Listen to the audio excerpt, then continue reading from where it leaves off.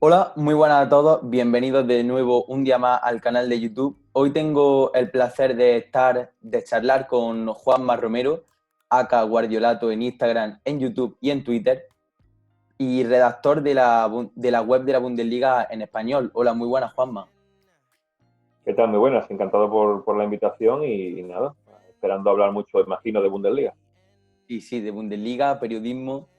Y bueno, lo primero, agradecerte el haber accedido a contestar estas preguntas. De verdad que es un placer. ¿Cómo estás llevando la cuarentena? Lo primero. Bueno, cuarentena aquí en Alemania no tenemos como tal, no existe, no está tipificado, digamos, en la Constitución que se pueda decretar un estado de alarma y hemos tenido, la verdad, que 2 meses un tanto extraños para todo el mundo, es lo mismo, pero la verdad que bastante normalizado todo. Ahora desde que han abierto los restaurantes y los bares, la gente está en la calle, está llenando las terrazas, el tiempo además está acompañando. O sea, en Alemania la verdad que se ha vivido todo este proceso, este tiempo con mucha normalidad y tranquilidad. No sé si eso es bueno o malo, lo veremos con el tiempo.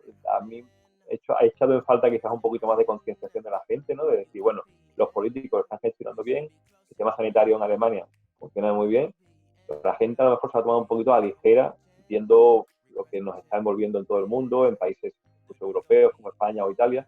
Y aquí en Alemania la gente que ha ido un poco a, no sé, viviendo como si fuera una etapa normal, ¿no? Y de normal Sí, no hay nada. Y ya. bueno, es un poco también como dice el alemán, ¿no? Que es una opinión personal. Siente un poco por encima del bien y del mal y como que lo que ha pasado en el sur de Europa no le trae un poco sin cuidado y ellos están en un nivel distinto y se ha visto en la calle. Bueno.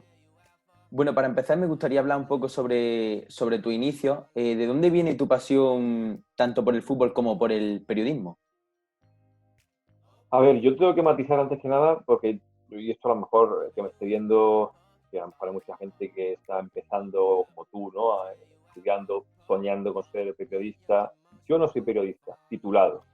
Yo hice un posgrado en periodismo deportivo Sí, hace 10 años. Yo era el único de ese posgrado que no era periodista. El resto eran todos periodistas, pero yo insistí mucho en hacerlo, porque al final esto es una vocación y es una pasión. Y yo entré, lo hice y a partir de ahí se fue concatenando una serie de experiencias, por decirlo así, de trabajo, que me metieron ya de lleno en el mundo, ¿no? A trabajar gestionando un gabinete de comunicación de una federación deportiva. Después empecé a meterme en la radio, que es un poco lo que más me gusta. Y en la radio me metí en Cadena Ser, en mi ciudad, en Huelva, y de ahí, pues bueno, una cosa tras otra, y me vine a Alemania, y en Alemania pues encontré la web de la Bundesliga, todo se fue, como digo, concatenando, sí, pero siempre basado en lo que te decía, en una pasión, ¿no? Porque pues, es una pasión, recuerdo que el que era jefe de comunicación del Real Madrid, no sé si lo sigue siendo, eh, y dio una ponencia en ese posgrado que digo, sí. y dio un mensaje que a mí me caló porque como yo no era periodista, me entró más, ¿no? Diría que al resto de mis compañeros. Y él dijo de que el que es periodista o el que quiere dedicarse a esto, no hace falta que sea periodista. Simplemente con que se levante por la mañana, se encienda la radio, ir a escuchar, ¿no? lo que está ocurriendo, tenga el libro del autor de turno encima de la mesilla de noche, esté en continua información, siendo un poco Sí, un junkie, ¿no? de la información, ya sí, esa sí. persona tiene las características para dedicarse a esto, sin tener que ser periodista. Es un oficio un poco extraño porque en otros, léase, cuando siempre la gente compara, un cirujano.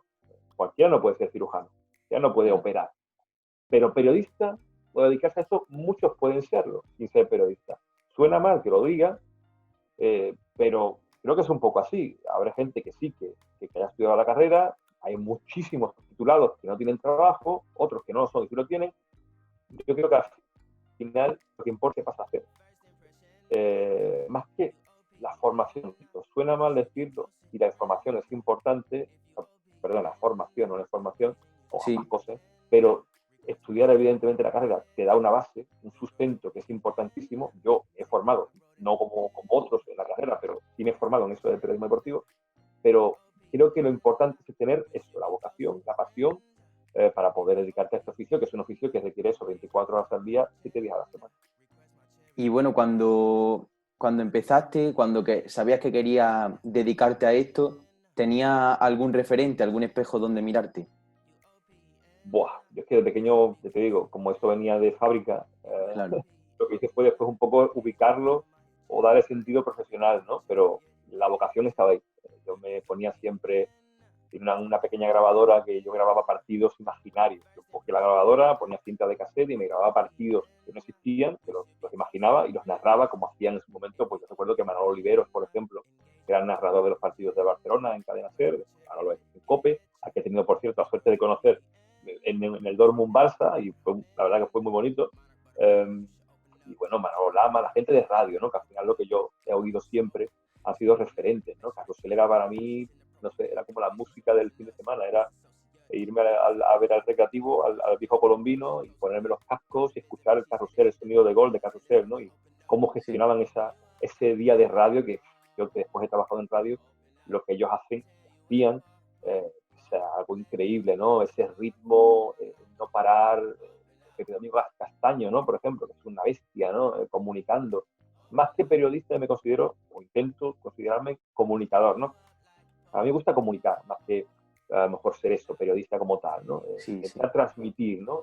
Yo me fijaba mucho en eso, ¿no? Lo que transmitían, ¿no? Evidentemente hay referentes en muchos sentidos, no solamente el futbolístico, ¿no? Pero yo me quedaba mucho con eso, con los que hacían lo que yo quería no hacer, porque no lo sabía en ese momento, pero con lo que yo sentía dentro, que era lo que más me gustaba, ¿no? Contar eso, lo que pasa en los campos, narrar. A mí narrar me encanta, los partidos, parece un arte. Luis Flaqué, por ejemplo, también sabe hacer un espectáculo, con el que he podido también charlar después. No sé, eso ha sido siempre mi pasión y los referentes están ahí, ¿no? Sobre todo en la radio. Y bueno, como hemos dicho antes, tú ahora mismo estás especializado en la liga alemana, en la Bundesliga. ¿De dónde viene tu pasión por la Bundes? La pasión por la Bundesliga, siendo honesto, viene desde que estoy en Alemania. Sí, Yo, yo en España la seguía como seguía otras ligas. Yo cuando era más joven, yo creo que al final la pasión también tiene momentos, ¿no? Cuando claro. uno es joven, pues, la energía es ilimitada. Tengo ya 38 años, pero no aparente, y ya la energía pues va menguando, ¿no? Y cuando tienes que trabajar la rutina diaria, los quehaceres de la vida, pues, al final la pasión se va, no digo menguando, pero sí que la vas ubicando en otros, o vas, digamos, gestionando más esa energía, ¿no? Como no eres joven, yo me tragaba todo, ¿no? Me veía, recuerdo Sportmanía, me grababa partidos en cintas de vídeo de la Serie A italiana. Yo tenía 4 cuadernos, ¿no? Donde apuntaba todas las jornadas de todas las ligas más grandes de Europa. Tenía la Premier, la Liga Italiana, la Liga Francesa y la Bundesliga, donde apuntaba, dibujaba las camisetas de los equipos, las alineaciones tipo de comienzos de temporada, y iba jornada a jornada apuntando resultados, once ideal y comentarios que yo hacía de lo que me había parecido más destacado. O sea, yo hacía eso para mí, para mi consumo, pues no había ni Twitter que pudiera compartir lo que hacía con la Claro, gente, ¿no? claro, claro. Para mi consumo interno. Y yo eso lo hacía con una energía que evidentemente ahora no tengo. Y la Bundesliga yo empecé a verla con más detenimiento cuando me vine aquí, y ya evidentemente cuando empecé a trabajar para la Bundesliga, pues es lo único que veo, fútbol alemán prácticamente, Sí. junto con el Barça y algún otro partido suelto, pero sobre todo fútbol alemán. Y bueno, hablando un poco de especialización, por ejemplo, Miguel Quintana, que estuviste charlando el otro día con él, está más especializado en la Liga Española, tú en la Liga Alemana. ¿Crees que es necesaria esta especialización tanto en el mundo del periodismo como en el mundo del periodismo deportivo? El mundo del periodismo deportivo es un mundo complicado, un mundo Sí, complicado porque bueno, hoy tenemos muchas plataformas, ¿no? de comunicación, no solamente los medios clásicos y tradicionales hablan de esto, del periodismo deportivo como tal, que es un concepto un poco extraño porque al final yo lo considero todo periodismo, ¿no?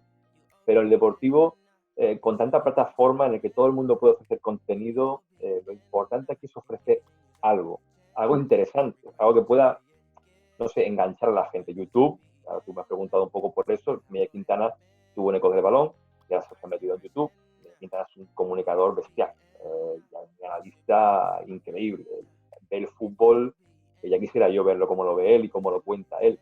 Eh, y Miguel Quintana ha encontrado en YouTube el lugar en el que él creo que rinde mejor. Seguramente si hiciera un podcast también lo haría como el mejor, pero en sí. YouTube ha encontrado el sitio, y además es lo que tiene Quintana, es un currante. final esto es, y Quintana siempre lo dice, como lo he comentado antes, 24/7, eso es lo que es el periodismo deportivo, estar 24 horas al día, 7 días a la semana, continuamente informándote, viendo. Decía, YouTube ha dado una posibilidad a mucha gente de contar Sí, este fútbol que mucha gente no tiene la posibilidad de ver, ¿no? Gente que está haciendo también en la Liga Italiana, gente que hace la Premier, la media inglesa, por la ejemplo, media que también inglesa. hacen un periodismo distinto, ¿no? Cercano, sobre todo cercano, ¿no? Sí, Que tú estés viendo a esa persona y tú te sientas que estás con él en su salón, en el salón de casa, ¿no?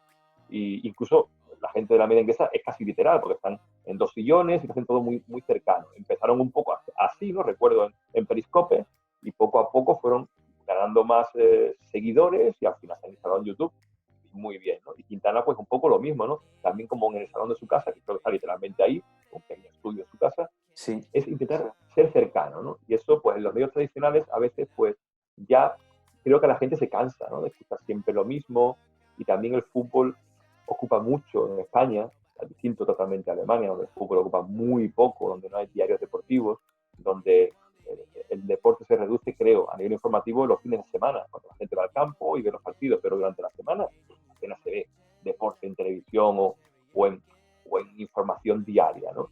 En España sí, y es difícil enmarcar ese periodismo deportivo en un país o en otro, pero dentro de nuestro idioma, España concretamente, eh, creo que la gente busca eso, ¿no? Tener más cercanía, y en el caso de YouTube, bueno, es ahora mismo la ventana, un poco la televisión del mundo, ¿no? sí, Y gente joven que está buscando ese hueco en YouTube y lo hace tan bien, porque después la calidad en la que hacen esos contenidos, irte a, como Rafa Skrik, ¿no? Que es otro fenómeno, ¿no? Que se va a los partidos, lamentablemente ahora sin fútbol, pues está un claro. poco jodido el pobre, pero cuando iba a los campos de fútbol amateur, él encontró un nicho de mercado que estaba porque esa Jota también, ¿no? Buscar Sí, sitios en los que tú puedes contar cosas que no esté contando nadie, que es muy difícil, y después también lo que tú quieras conseguir, porque hay gente que se quiere dedicar a esto y ganar dinero de primera, y yo eso lo veo un error.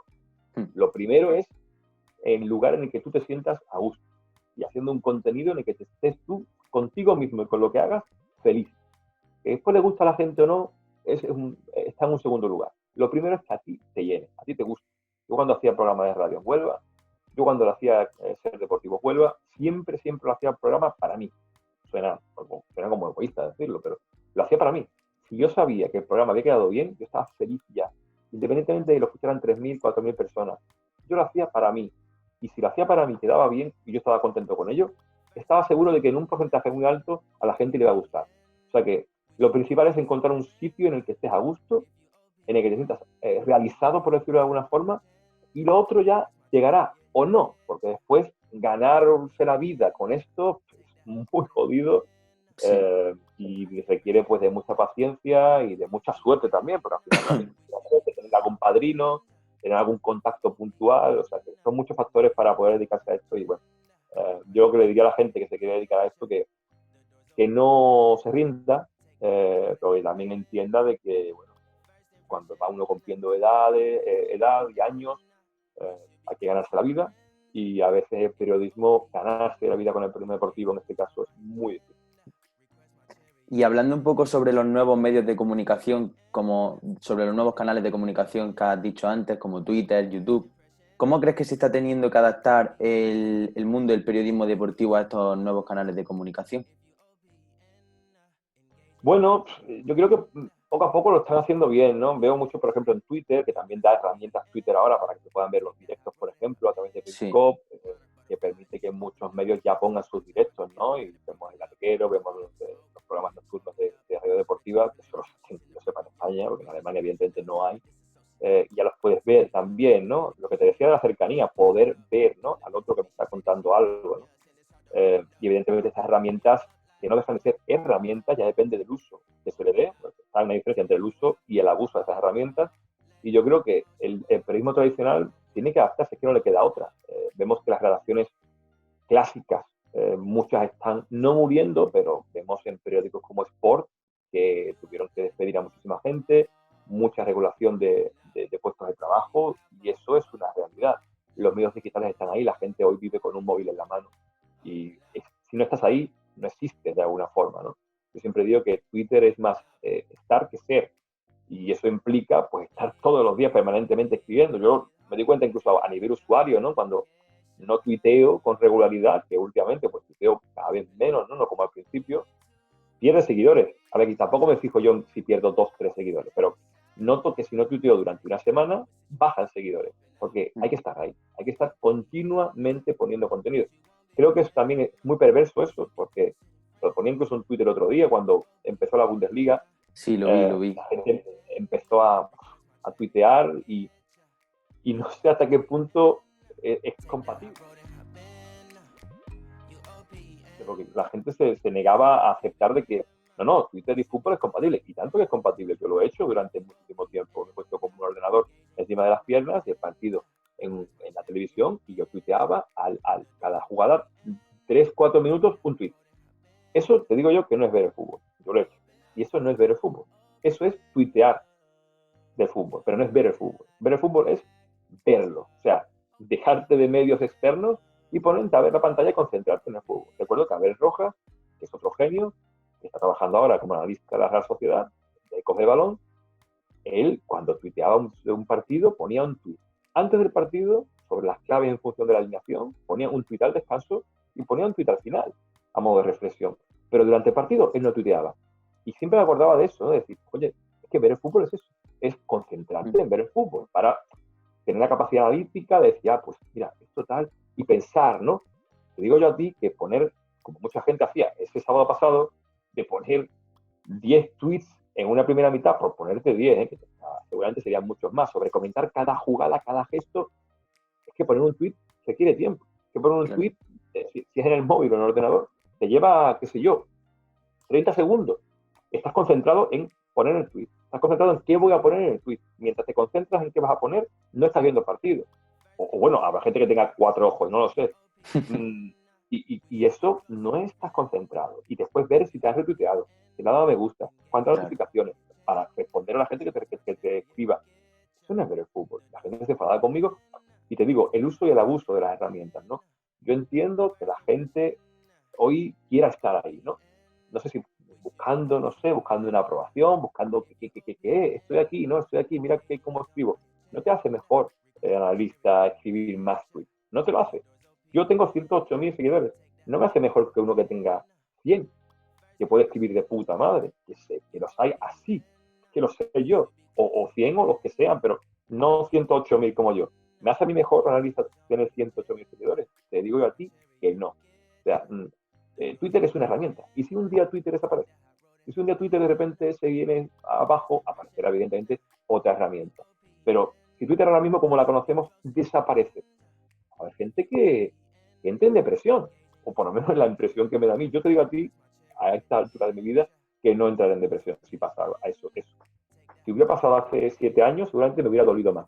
Pero hoy, bueno, me adaptaría a otras herramientas que surgieran, y si no tengo 108.000, como tengo ahora en YouTube, 1.200 ahora suscriptores, y tengo 2 vídeos, me hace mucha ilusión. Y son 1.200, no son 108.000. O sea, que al final vivimos en una burbuja de cuántos seguidores tengo, si es un número alto, si es un número bajo, cuántos retweets me han dado, cuántos me gustan, no solamente en Twitter, en Instagram. En Instagram igual. Cuando estoy comiendo, de la comida de turno, de la copa que me he tomado, y a ver cuánta gente ha visto mis stories. Es un sitio complicado, un sitio peligroso, diría incluso. Los medios, pues al final tienen que vender un producto, al final no dejas de vender un producto. Hay gente que tiene cuentas de Twitter que venden una marca, en este caso la tan denominada imagen de marca. Los medios tienen que vender su producto, ¿no? Claro, ¿y ese producto cómo se vende? Con publicidad. Si al final, a través de estos nuevos medios, saben encajar la publicidad, que es lo que les da a ellos la comida, pues entonces seguirán viviendo. En el día en el que no puedan mezclar esos medios nuevos con la publicidad, que es la que les da de comer, entonces será más jodido. Pero bueno, como digo, lo bueno es que hay muchas plataformas para todo el mundo, que todo el mundo puede hacer de todo, que todo el mundo tiene su derecho a los 10 minutos de fama, que decía Andy Warhol.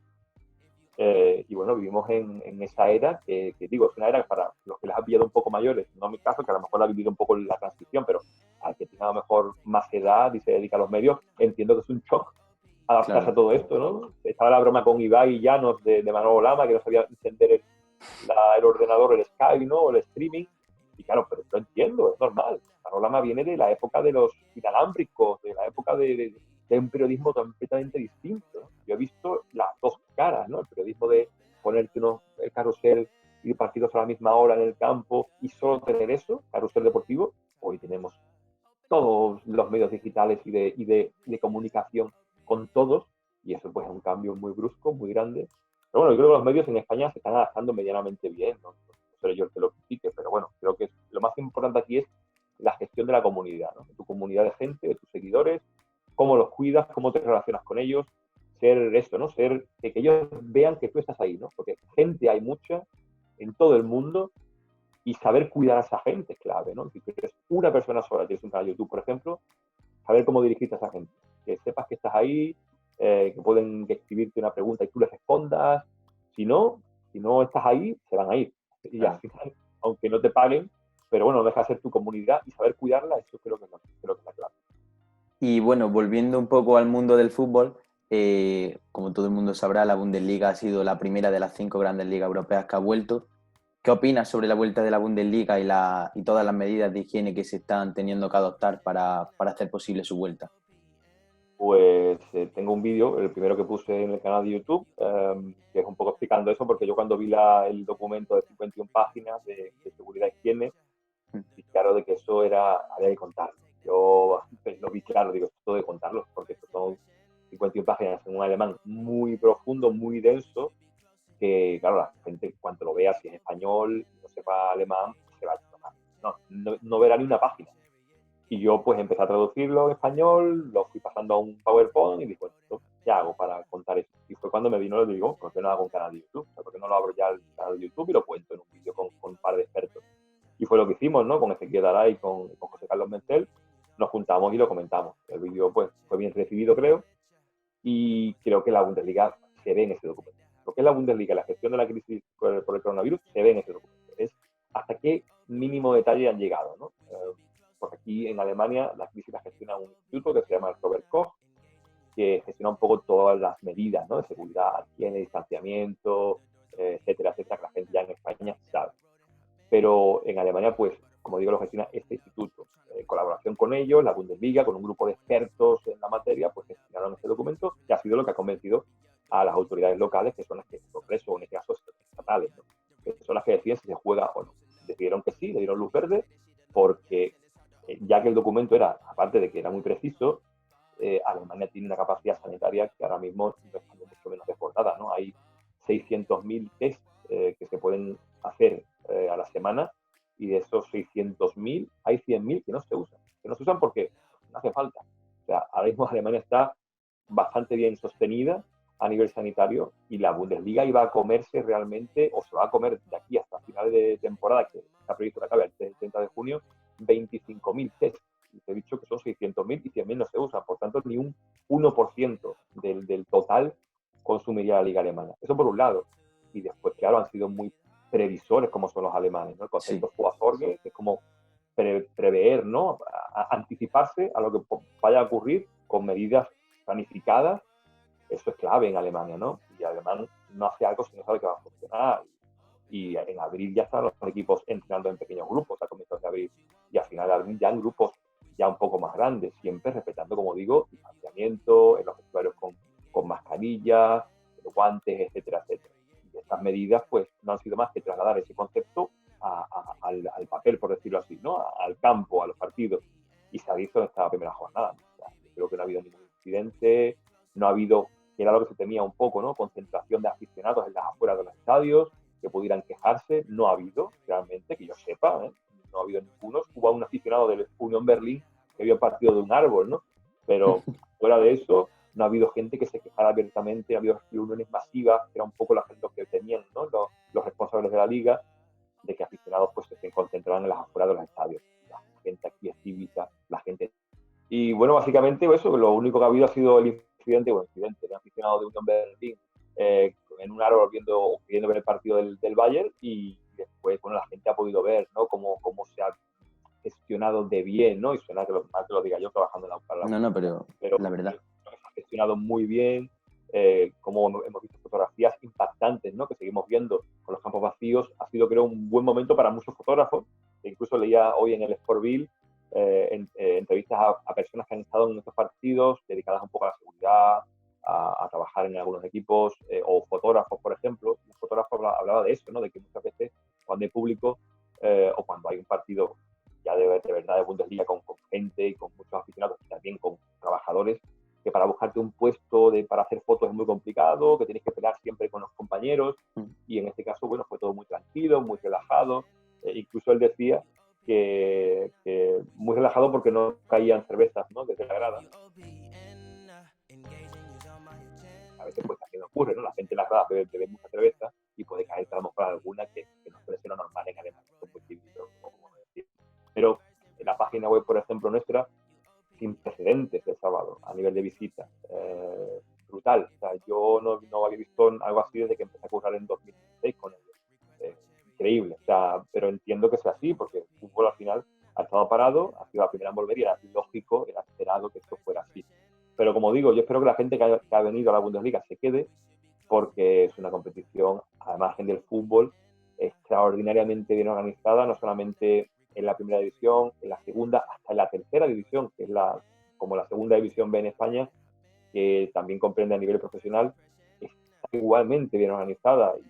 Pocos equipos tienen grandes deudas, los salarios más o menos están equilibrados, no hay grandes inversiones en fichajes como ocurre en otros países, le hace Premier o la Liga Española con los mastodontes Barça y Madrid. Aquí los gastos de fichaje están muy moderados, se invierte en la cantera, se apuesta por la gente joven, han debutado varios chavales de la cantera esta jornada, que creo que va a ser muy bueno esta vuelta del fútbol. Y no bueno la crisis del coronavirus, pero en el sentido de que ahora no van a haber grandes inversiones en fichajes, sino que tendrán que apostar por la cantera muchos equipos, ¿no?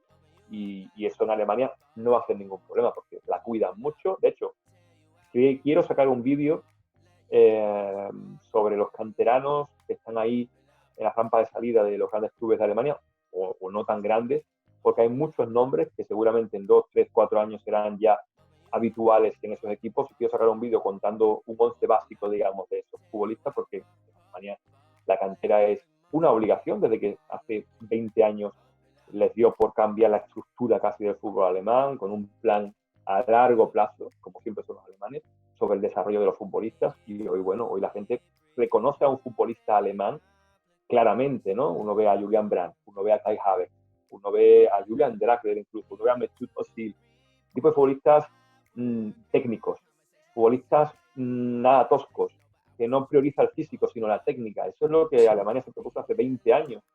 Y hoy vemos los frutos, porque al final recoger frutos de la cantera tarda un tiempo. En 2014 se dio en el Mundial, consiguió lo que es el triunfo a nivel global, pero el triunfo de verdad es el de poder tener a jugadores jóvenes jugando en los primeros equipos. La liga más joven de Europa es la Bundesliga, de media edad más joven. Vemos a Kai Havertz, que ha llegado ya a los casi, creo que son 100 partidos con el Bayer Leverkusen, y tiene 20, 21 años Kai Havertz, si no me mire la memoria mal ahora. Debutó el otro día Florian Wirtz con el Leverkusen, que tiene 17 años. Que tenía hace 20 días 16. Moukoko, el chico de la cantera de Borussia Dortmund, va a debutar seguramente con 16 años recién cumplidos. O sea, Alemania, la gente se queda solamente con que gana el Bayern. El Bayern siempre gana, que aburrida, que aburrida. De verdad. Nos quedamos siempre en la parte de arriba, en todo en la vida, y a veces hay que mirar un poquito más en profundidad, ver el contexto y ver lo que es una competición en todos los sentidos. Y Alemania, lo que te he dicho, creo que es la mejor. Y queda mal que lo diga, pero es que así lo pienso. Y ahora que es la única liga en activo que hay de las 5 grandes ligas europeas, me gustaría que nos dijese un equipo a seguir, que no sea de los más grandes, estilo Bayern de Múnich, Borussia Dortmund, y una joven promesa de estas que nos ha hablado a seguir también. Buena pregunta. Equipo que no sea muy conocido, bueno, iba a decir, a mí el que más me está gustando esta temporada es el Leverkusen. Bueno, lo vio la gente el otro día antes de ver el Bremen, pero es conocido también el Leverkusen. Fuera del Leverkusen, y que no sea conocido, bueno, me fijaría, aunque ha sido muy regular esta temporada, el Wolfsburgo de Oliver Glasner. Empezó muy bien el año, con pocos fichajes, con un estilo de juego también novedoso, como ha sido el de Marcos Rose en Mönchengladbach, un técnico que también venía de la Liga Suiza, el caso de Glasner, que quería un poco meter un ritmo más alto, un fútbol agresivo, un fútbol directo, como digo, muy regular, pero parece que se ha levantado un poquito. Antes del parón ya había acabado bien y tiene jugadores, bueno, el otro día jugaron muy bien por banda, por ejemplo, en Babu, jugó muy bien Paulo Ottavio, Renato Steffen, que estaba jugando como lateral, jugó el otro día de delantero, marcó un gol de cabeza. Son técnicos que además de innovar en lo táctico, innovan en, que para mí es una innovación, en intentar hacer que los jugadores sean muy polifuncionales, ¿no? Que puedan jugar en distintas posiciones. Eso, Julian Nagelsmann para mí es el número uno, pero hay muchos más técnicos. El fútbol moderno creo que al final radica un poco en eso, ¿no? En que los jugadores no tengan una posición establecida, sino que puedan jugar en distintas posiciones y que sean muy, digamos, como se suele decir, líquidos, ¿no? Que puedan estar en un lado, puedan estar en otro, invadir zonas. Al final el fútbol es eso, ¿no? Encontrar el espacio, ¿no? Y jugadores que puedan entrar en esas zonas, en esos espacios libres. Y el fútbol alemán es mucho de eso. Y como digo, el Wolfsburg es un equipo interesante. Tiene también a Schlager, que es un llegador muy, muy bueno. Tiene evidentemente a la punta Weghorst, que es el holandés, que es un jugador que ha pasado muy desapercibido en las últimas temporadas, pero es un goleador increíble. Y yo diría sí, a lo mejor el Wolfsburg, porque Unión Berlín, que es el recién ascendido, uno de los más humildes, la temporada que está haciendo es muy meritoria, que perdiera el otro día contra el Bayern, pero es un equipo robusto, es un equipo, es un bloque. Hay un jugador que resalte por encima del cesto y que esté ahí peleando por mantenerse sin apenas inversión en fichajes, los jugadores veteranos en el fútbol, pero también con otros muy desconocidos que han tenido únicamente bagaje en segunda división. Tiene mucho mérito el buen trabajo, ¿no? Hasta el padre de Singapura, que es colista, ha tenido momentos de muy buen fútbol esta temporada. Pero sí, yo creo que en la Bundesliga hay equipos. Bueno, se me ha olvidado uno que es el Colonia, que equipo en Colonia, y está feo que no lo mencionara, porque con Marcus Gisdol, la verdad que ha pegado un cambio de cómo estaba con Achim Bayer-Lotza a comienzos de temporada y cómo está con Marcus Gisdol, con un juego también muy de transiciones, muy directo, muy agresivo, la presión tras pérdida. Es un equipo que va con 4 futbolistas, le ha imprimido carácter.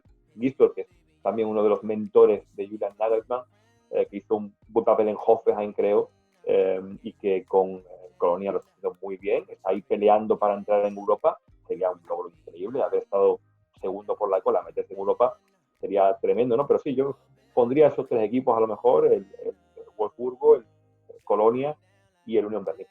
Y un jugador, cierto, te has preguntado por un jugador joven. Jugador joven, si quieres te pillo de estos equipos que he comentado, ¿no? Vale. Del caso del Colonia, a lo mejor Florian Katterbach, el lateral izquierdo, que ha renovado recientemente hasta 2023 con el Colonia, y es un lateral bastante potente, por decirlo de alguna forma, lateral muy profundo, que no para de subir y bajar la banda, se asocia bien. No sé, es un jugador a tener en cuenta. La apunté, creo, en el hilo que puse por ahí en Twitter sobre jugadores a seguir, porque hay bastantes, ¿no? También está por ahí Baumgartner, el centrocampista del Hoffenheim, jugador muy maduro para la edad que tiene 19, 20 años, como son los jugadores jóvenes aquí, ¿no? Jugador con mucho pozo, jugador que incluso acabó la temporada pasada cuando debutó, la anterior, en 3 partidos acumuló 2 amarillas, una roja, iba muy duro al suelo, y él lo decía en una entrevista, ¿no? Que durante el verano se ha mentalizado de mejorar en ese aspecto, en el feeling, en ir abajo más midiendo, ¿no? Y lo ha hecho, ¿no? De hecho, desde que está de temporada jugando, ha visto, creo, 2 amarillas, midiendo muy bien cuándo meter el pie, y además llega bien a portería, marca, asiste, un centrocampista muy interesante. Y otro, bueno, que la gente ya lo conoce, que es Florian Neuhaus, de Mönchengladbach, que es un jugador muy bueno, que jugó la final del Europeo último sub-21 ante España, sí, y que es un mediocampista de los modernos en alemán, tipo, sin comparar, pero tipo Brandt, tipo Havertz, mediocampista que llega bien a la contraria, que es capaz también de armar el juego, porque Julian Brandt, aunque la gente lo vio otro día de media punta dando el último pase, que para mí es donde mejor rinde, también lo ha colocado Lucien Favre de centrocampista en el doble pivote, aunque no destaca tanto, pero también saben armar el juego, lo que te decía antes, ¿no? Centrocampistas totales, completos, y Florian Neuhaus es seguramente uno de los que está en ese top de jugadores alemanes a ser importantes corto o medio plazo. Y bueno, ya para acabar, me gustaría hacerte una pregunta que creo que desde mi punto de vista es muy interesante. Yo sinceramente creo que el fútbol cada vez es más un negocio. ¿Tú hacia dónde crees que está evolucionando el negocio del fútbol? A ver, es un negocio. Sí. No, aquí no hay debate. Mira, volviendo al documento este de seguridad y higiene, ¿no? ¿Mm? Yo leyéndolo, en los partidos no puede haber más de 300 personas en total. Y en cada una de las zonas en que se divide el estadio, la día de partido, que son zona interior, tribuna, alrededores del estadio, no puede haber más de 100 personas de máximo en cada una de esas zonas, ¿no? En total 300 de máximo durante los partidos. Y yo me he dado cuenta de, joder, con perdón, para gestionar 300 personas todo lo que se mueve, ¿no? Aunque en este caso, claro, condicionado por el coronavirus. Y no hay público. O sea, y recordemos que un partido tiene de media, no sé, en Alemania hay campos de 60.000, de 80.000, de 30.000, de 15.000 como del Paderborn, pero al fin y al cabo, durante una jornada de sábado, ¿cuánta gente puede estar moviéndose en Alemania para ver un partido de fútbol?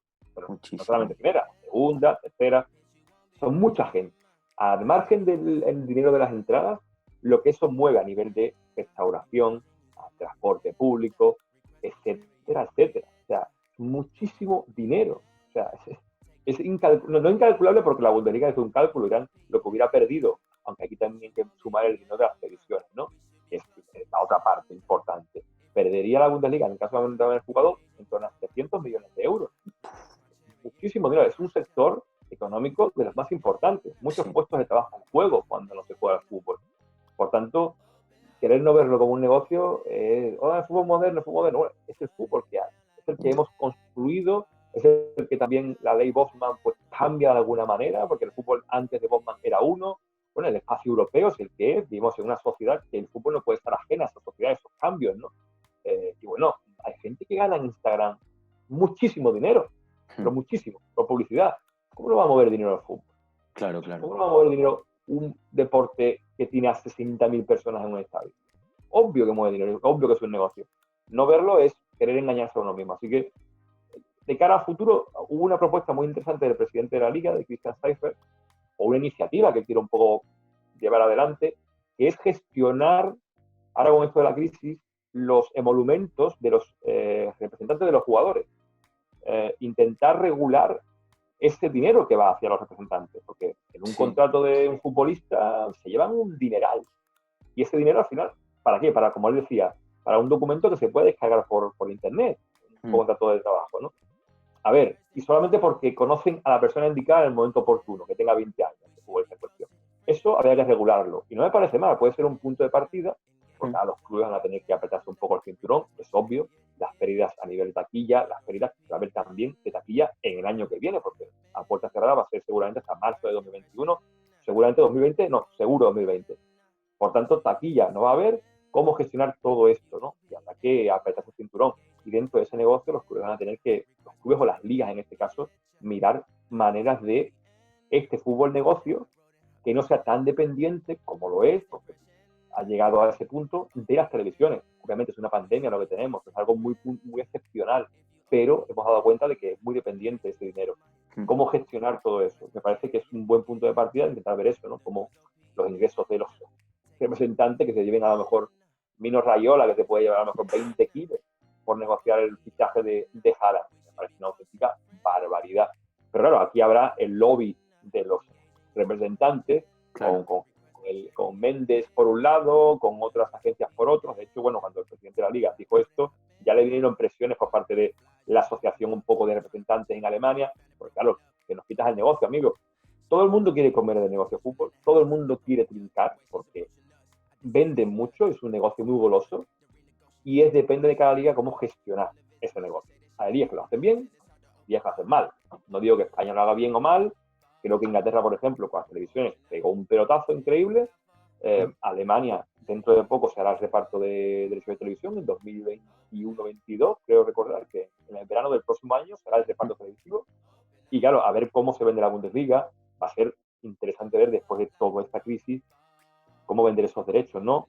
Pero es un poco el fútbol de hoy, el fútbol moderno es Claro. este, es es cómo buscar la rentabilidad, pero no solamente fútbol, cualquier negocio de la vida, busca la rentabilidad de tu negocio, vender la imagen, vender una marca, y esa marca que se pueda vender a más gente en más lugares del mundo. Eso sí, la diferencia de Alemania es que no se vende al mejor postor, como por ejemplo otras ligas, la española, de poner partidos en una hora que me puedan ver en China, por ejemplo. Quizás eso repercute negativamente en la Bundesliga, porque a lo mejor no llega tanto como puede llegar la Premier o la Liga Española.